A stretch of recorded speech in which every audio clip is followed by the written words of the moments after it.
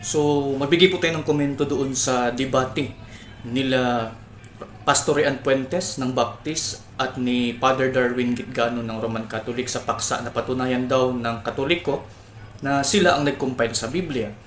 Abay, nalaglag ho sa debate si Father Darwin Gitgano sapagkat inamin niya na hindi daw sila ang nag-compile ng Old Testament.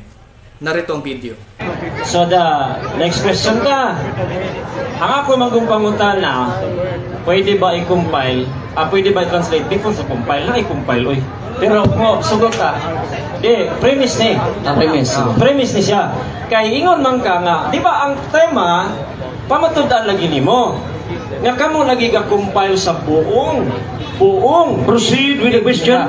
Reserve side comments I have on 2 minutes to rebuttal. premise, Proceed. Mr. Moderator. Pamatud-ani mo nga kamoy ka kumpal sa buong Biblia.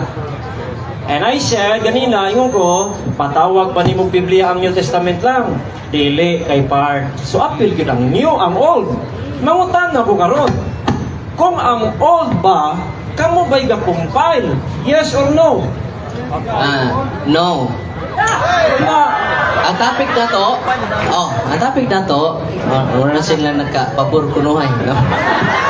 Ang topic na to, balik tayo sa topic na pinipirmahan mo. Hindi mo binabasa ng buo yung topic natin. Hindi ko sinasabi na kami ang nag-compile sa Old Testament because it is existing books. Anong kahulugan ng compilation? Gathers the existing books. The one who gathers. Ano ba yung compilation? That which is compiled as a book made up of material gathered from other books.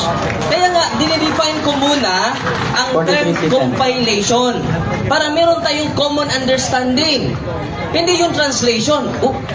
Pumupunta na siya sa translation. At yung Bible is consists in the Old and New Testament. Basahin natin ang tema natin, buong Biblia. So yung ina-highlight mo is part of the Bible, not whole Bible. So, inamin na ni Darwin Gitgano na hindi daw sila ang nag-compile ng Old Testament books.